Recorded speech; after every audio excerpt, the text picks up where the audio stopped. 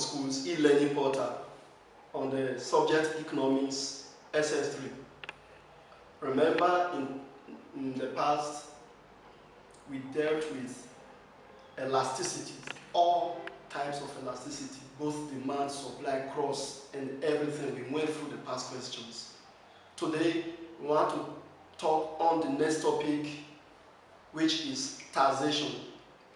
On taxation, or rather in taxation, we want to know the meaning of taxation, the principles of a good tax system, and then the reasons why government impose tax.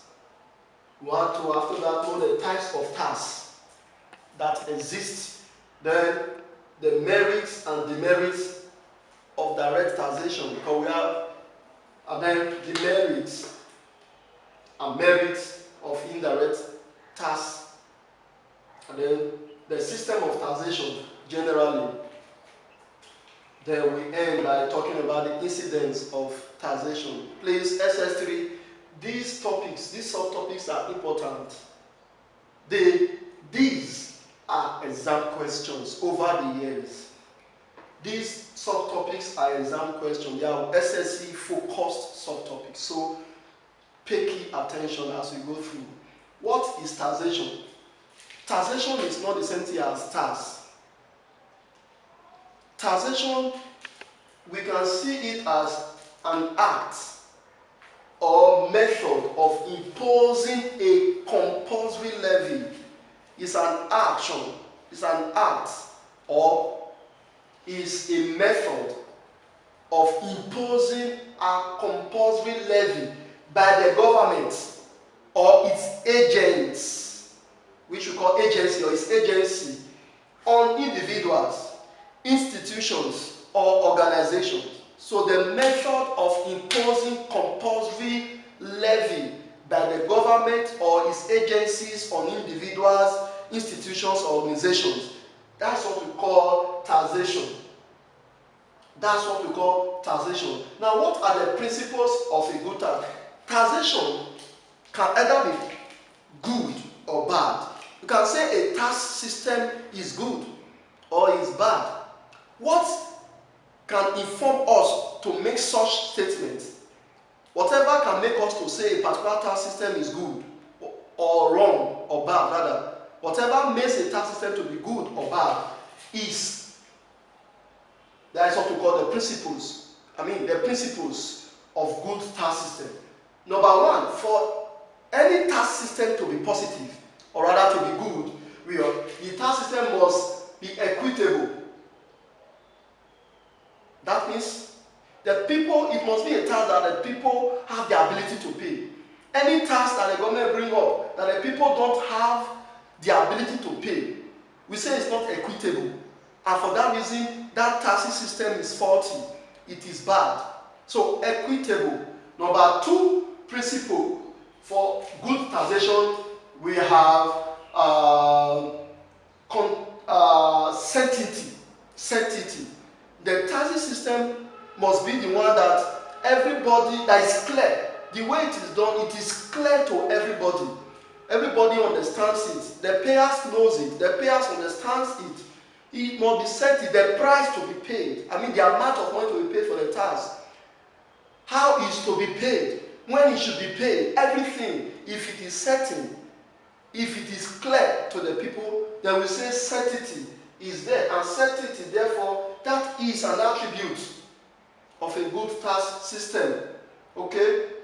And then it has to be flexible. A good tax, flexibility is a principle of a good tax system. That means a good tax must be the one that can easily adjust, that can easily be changed whenever necessary, whenever situation warrants. It must be flexible to the economy, okay, of the nation. So we have simplicity. A good tax system has the principle of simplicity. It must be simple, not the one that is difficult to understand. Everybody must, both the payers, even the taxing agents, that is the agency of government and government itself, it must be simple to all to understand how it works. And then we have neutrality. It must be a type of taxation that does not take side, does not support demand or supply. It is just neutral of demand or supply for goods, a commodity. So far, those are some of the principles of taxation. And then, before I forget, another principle of taxation is that it must be convenient. The taxation rather must be the type that the people can pay conveniently, not the one that put the people or the people find it not convenient paying. Any system like that of taxation will be referred to as a bad system. So a good tax system is the one that is convenient for the people to pay. Now, brother, what are the reasons for government imposing tax? Why do government impose tax on the people? Number one, the government imposes tax on the people to raise revenue. The government needs money to carry out its legitimate responsibilities, to carry out its work. And that money, part majorly, comes from taxation. The government imposes taxation to raise revenue, to raise money, in order to be able to discharge its constitutional duties. Number two reason why government imposes tax is to redistribute income in the economy. Some people are earning fat salary, big money. Others are poor, less than $1 a day. Or some people don't work enough. They don't have enough. We don't want to say they don't have anything.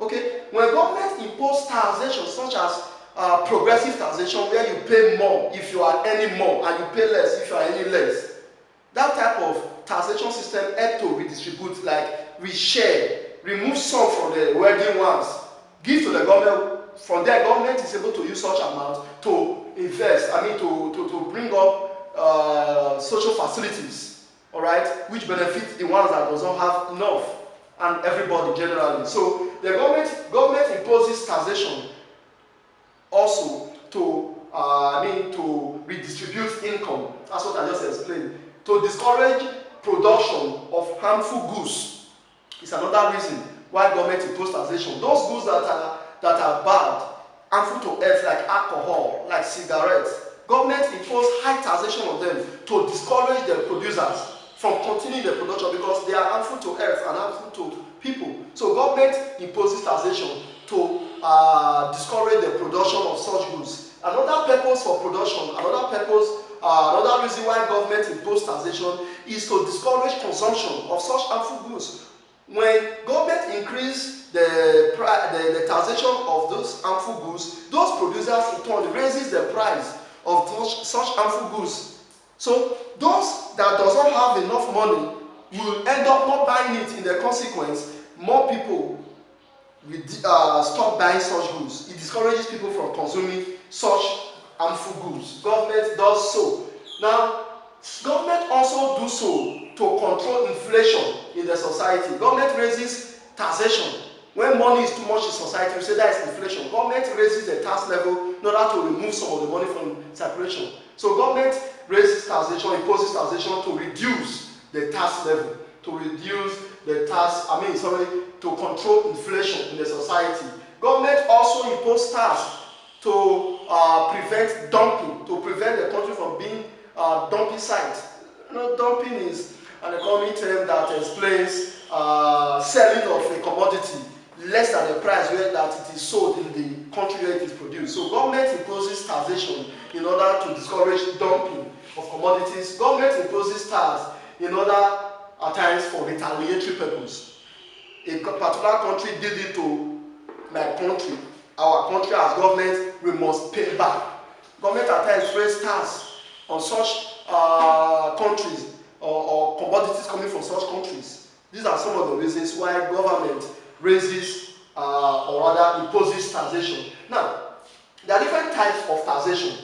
Different types of taxation that exist tend to be two major categories of taxation. It can either be direct taxation or indirect taxation. Tax can either be direct or indirect. Now, a direct taxation is a type of taxation where, or type of taxation that is placed, that is levied on the personal income of the taxpayer, or that is levied on the company producing a particular product, or that is levied on the capital gain, the gain that a company makes.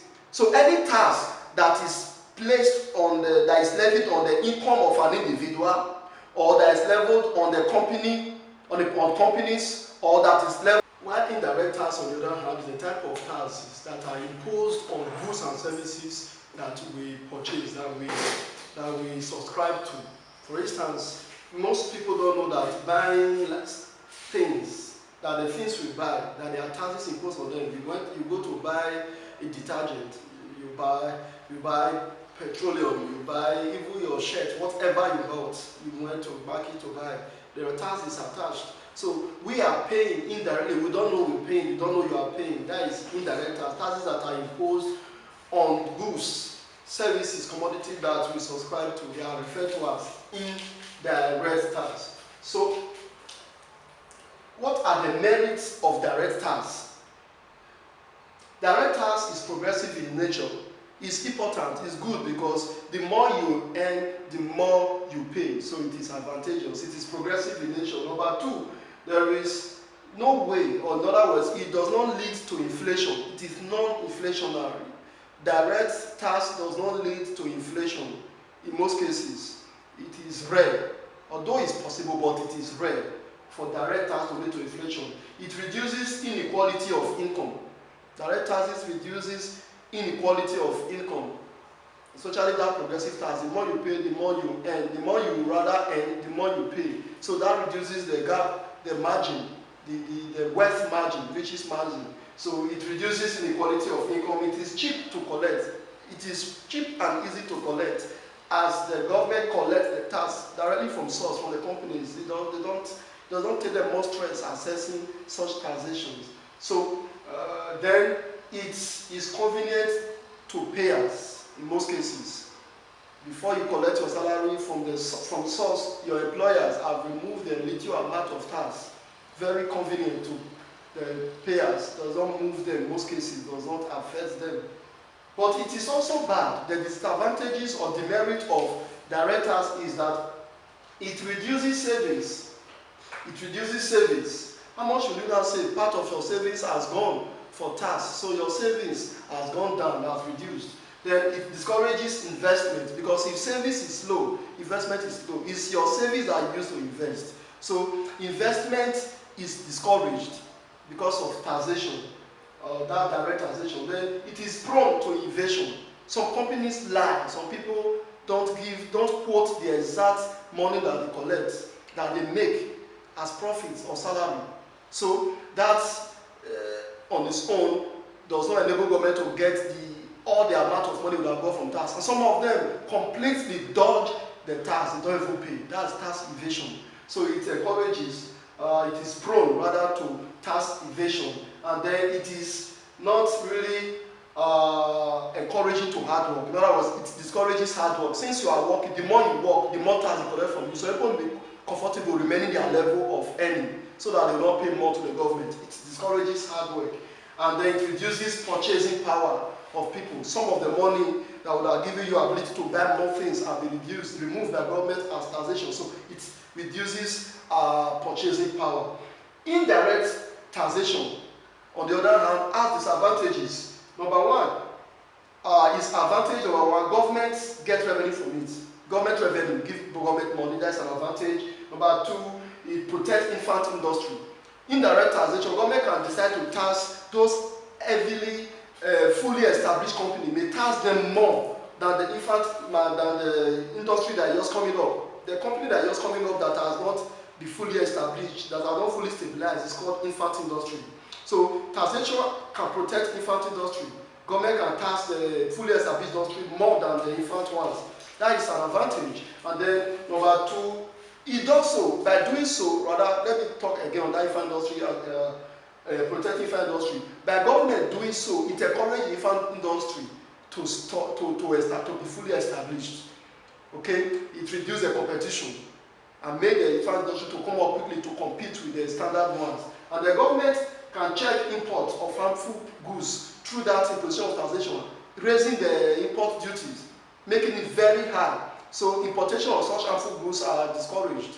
And the government can also check production of those harmful goods also through, I've explained that before, through the increment of tax, placing high taxation on the production of harmful goods. Government can check the production of such goods. And then it's easy to and cheap to collect. It prevents dumping, prevent the country from being a dumping ground, and then not easy to evade. Disadvantages of taxation is that, number one, it is regressive. I mean, disadvantages of indirect tax, it is regressive. Why is it regressive? The more you buy, the more tax you pay, even if you are earning less. So it is regressive. And then number two, it is inflationary. Because the more the government increases the tax of a particular commodity, the commodity producers raises the price level. And when price level increases, no, that is inflation. So it can cause inflation. Indirect taxation can cause inflation, and then it discourages investment. It discourages investors from going into investment because of the taxation that they are going to pay. And then it can lead to increase in purchasing power, or rather reduction of purchasing power. Now, the last, before we call it a day, systems of taxation. There are three different systems of taxation.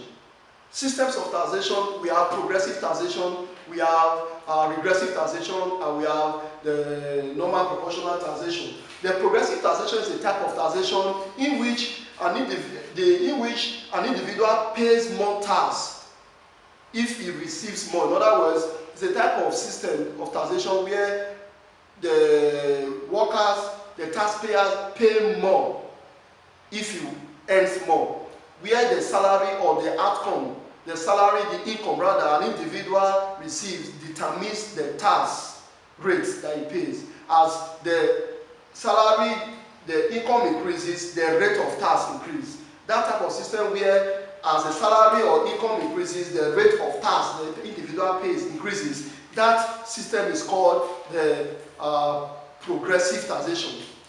Is getting more and paying more. But on the other hand, the regressive taxation is a system of taxation in which the more an individual gets income, or rather the more income an individual gets, the less tax an individual pays.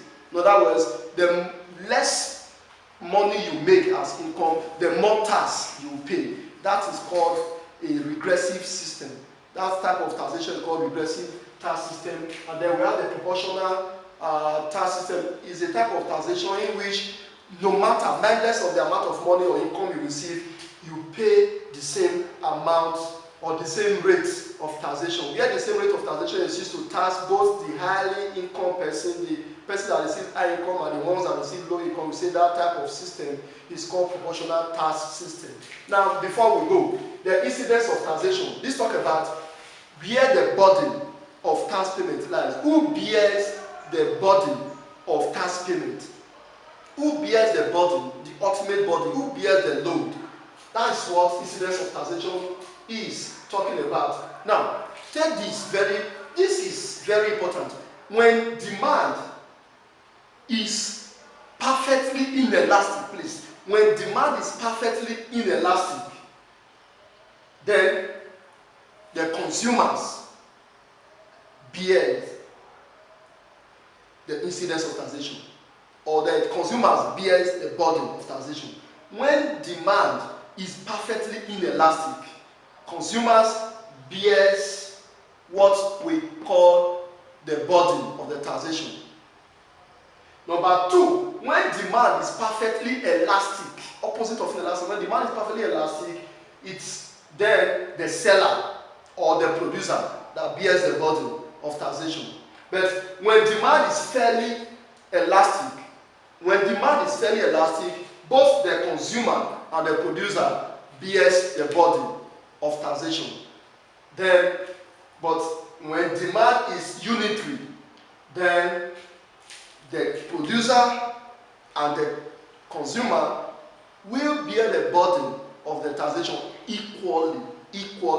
When demand is fairly elastic, the consumer and the producer bear the burden, but unequally.